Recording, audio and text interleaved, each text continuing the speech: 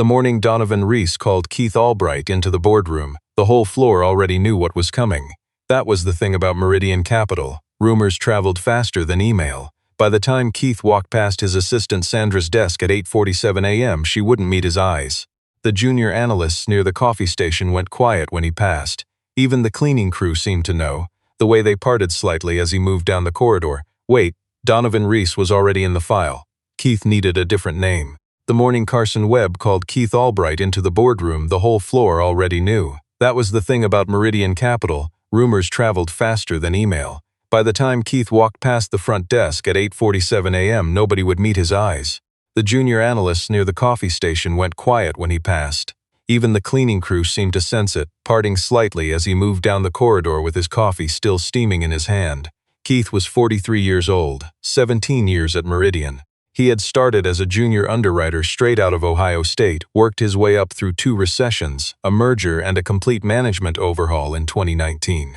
He knew this building the way some men know their childhood homes. Every shortcut, every broken ceiling tile, the elevator that always stuck between 4 and 5 if you didn't hold the button just a little longer than felt natural. He also knew Carson Webb. Webb had been brought in 18 months ago from a firm in Charlotte. A fixer, people called him. Though nobody ever fixed anything after he arrived, they just got smaller and quieter. Webb wore his suits too tight across the shoulders and had a habit of speaking just below the volume you needed to hear him clearly, so you were always leaning in, always slightly off balance in his presence. Keith had understood from the first meeting what kind of man Webb was. He just hadn't understood that it would matter. The boardroom door was already open. Webb stood at the head of the table. Beside him was a woman from HR named Tara. Keith had seen her twice before, both times during terminations. There was a folder on the table. There was a bottle of water nobody had opened. There was a view of the city through floor-to-ceiling glass, gray and flat under February clouds. "Keith," Webb said, "close the door." Keith closed the door. What happened in the next 11 minutes had the quality of something Keith had rehearsed without knowing he was rehearsing. Webb spoke about restructuring, about redundancies, about the direction of the firm. The HR woman slid the folder across the table. Keith looked at the number on the severance page. It was less than he expected, and he expected very little by that point. Then Webb leaned back in his chair and said the part that Keith would think about for months afterward. "I want to be honest with you," Webb said with the particular calm of a man who had never once been honest in his professional life. "You've been here a long time, and I have a lot of respect for that. But the truth is, you're not the future of this company. And frankly, between you and me, I'm not sure you're the future of this industry. The market's changing. The people who succeed in the next 10 years are going to be different people. I just don't see you fitting into that picture." He paused. "You're done here, Keith, and I think if you're realistic with yourself, you know this is probably it."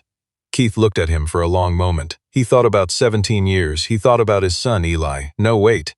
He had a son, 8 years old. The boy had asked that morning whether they could get a dog, and Keith had said maybe someday, which was the answer he always gave when he couldn't think of the real one. He picked up the folder. He shook Tara's hand, not Webb's, and he walked out. The elevator stuck between 4 and 5 on the way down. Keith held the button the way he always did, and after a moment it released. He sat in his car in the parking garage for 22 minutes without starting the engine. His name was Keith Albright. He was 43 years old. He had a son named Noah who wanted a dog. He had a mortgage, a 2019 Chevy Tahoe with a cracked back bumper from a parking lot incident he still hadn't gotten fixed, and a savings account that was respectable but not comfortable. He had been a single father for 4 years, since his wife Claire passed away from an aneurysm at 39, the kind of thing that happens with no warning, and leaves you standing in a hospital hallway at 2 in the morning, being told by a resident who looks too young to be delivering this kind of news, that the person you planned your entire life around is gone. He had gotten through that. He had held it together for Noah. He had gone back to work 10 days after the funeral because the work was something he could control, something with rules and outcomes and a logic he understood. And for 4 years, Meridian had been the structure around which everything else was arranged. Now he had a folder and a parking garage and a son who wanted a dog. He started the engine. The weeks that followed were the kind that don't make good stories because nothing dramatic happens, just the slow erosion of certainty. Keith sent applications, he had calls. He had second calls. He had lunches with people who were very interested and definitely going to be in touch, and then consistently nothing. After the 3rd month, he started to understand that something was wrong beyond bad timing or a difficult market. He heard it first from a former colleague named Stuart. No, Stuart was in the file. from a former colleague named Ray Connolly, who called one evening in March, his voice careful in the way voices get when someone is trying to say something without quite saying it. "I don't know how to tell you this," Ray said, "but I heard something from a guy at Tolliver Partners. They were going to bring you in. And then someone reached out to them. I don't know what was said. But they passed. Someone reached out, yeah." Keith already knew who. He called 3 other contacts that week. Slowly, in the way that information comes when people don't want to be the one who tells you, he put it together. Webb had made calls. Not many, he didn't need to make many. The industry in this city was not as large as it appeared. A word here, a suggestion of concerns about fit there, a vague implication of something that was never specific enough to be challenged or denied. It was the kind of thing that left no fingerprints. It was the kind of thing Webb was very good at. Keith stood at his kitchen window one evening and watched Noah doing homework at the table in the next room. The boy had his mother's focus, that particular stillness that came over him when he was concentrating, like the rest of the world had simply ceased to matter for a while. Keith watched him and felt something shift in his chest that wasn't quite grief and wasn't quite anger and wasn't quite determination. It was all of them at once, compressed into something hard and quiet. He had 4 months of savings left at his current rate of spending. He could cut back and extend that. He was already cutting back. He'd canceled the streaming services, dropped the gym membership, switched Noah's after-school program to the cheaper one 2 blocks further away. The number in the savings account kept moving in the wrong direction, slow and steady, like water through a crack. One evening in April, Noah came and sat across from him at the kitchen table. The boy was 8, but he had the eyes of someone who had seen enough of the world to understand that adults sometimes needed to talk without being asked a lot of questions. "Are we going to be okay?" Noah asked.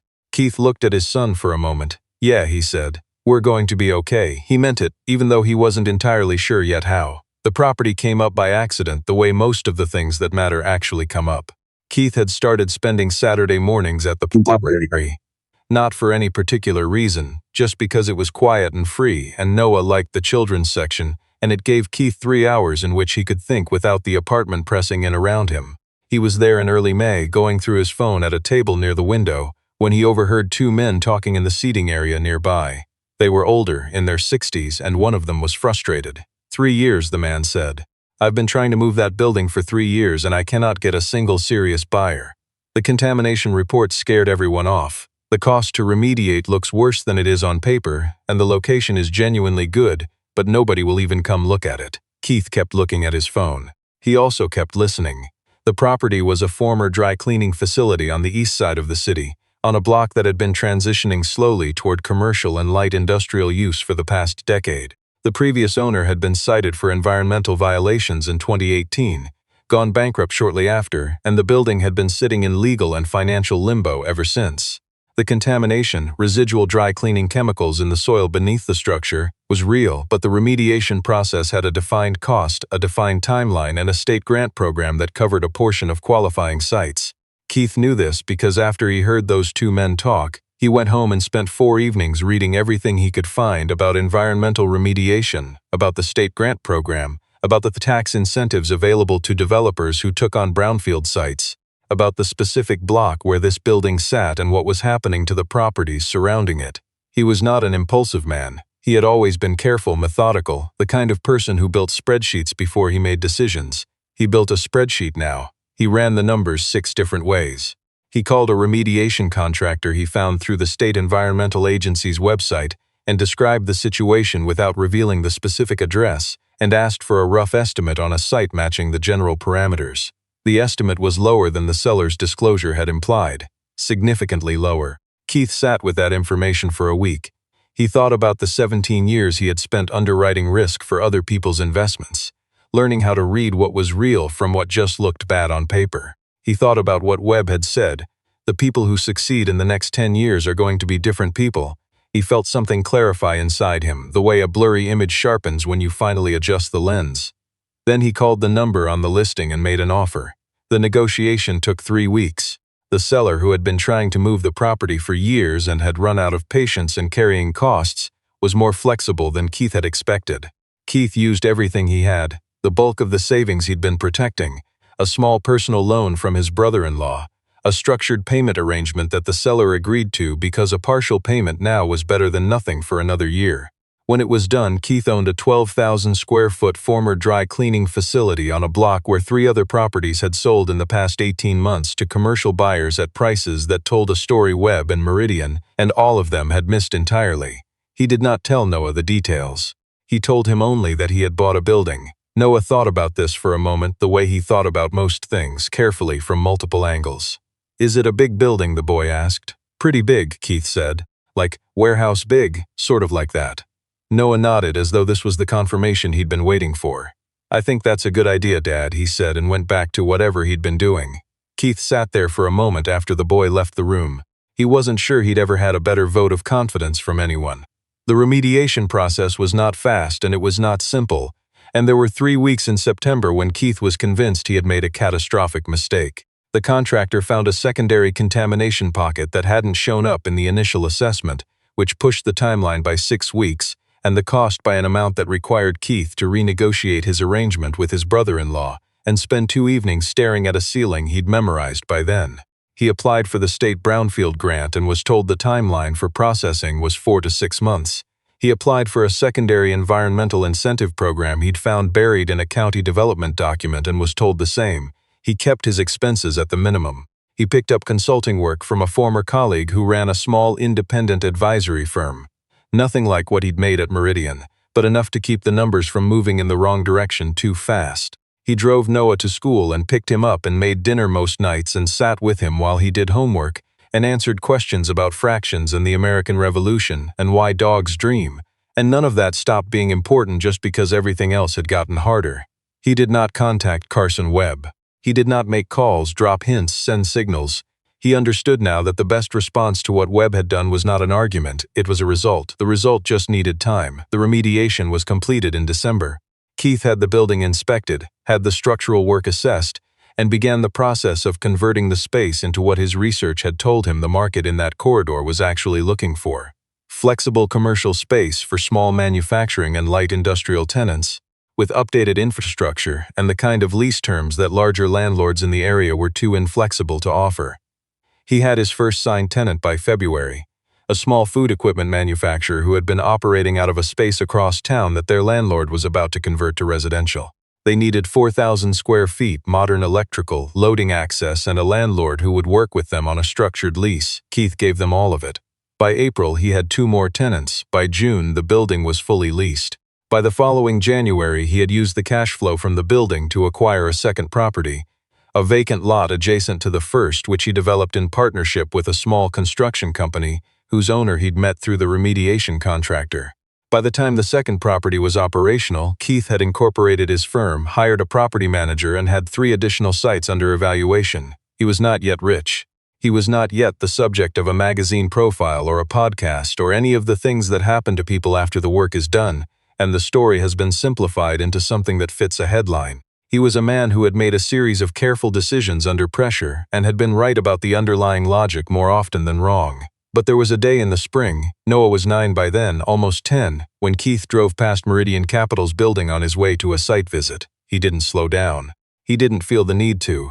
He just registered it in the way you register something that used to be large and has since been reduced to its actual size. What he heard through the industry network that had once been closed to him was that things at Meridian were not going well. Webb's restructuring had not produced the results the parent company expected. 2 senior clients had walked in the previous year. There was talk of another round of changes at the leadership level. Keith heard this and did not particularly feel satisfied, which surprised him slightly. What he felt was closer to indifference. Webb had made him smaller in his mind and the world had disagreed. The call came on a Thursday afternoon in May. Keith was in his car between meetings when his phone rang, a number he didn't recognize, local area code. He answered. The voice was even and controlled, the way voices get when someone has rehearsed what they're going to say and is working hard to sound like they haven't. "Keith, this is Carson Webb." Keith said nothing for a moment. "I'm reaching out," Webb continued, "because I've heard some things about what you've been building on the east side. I think there might be an opportunity to talk about a potential partnership.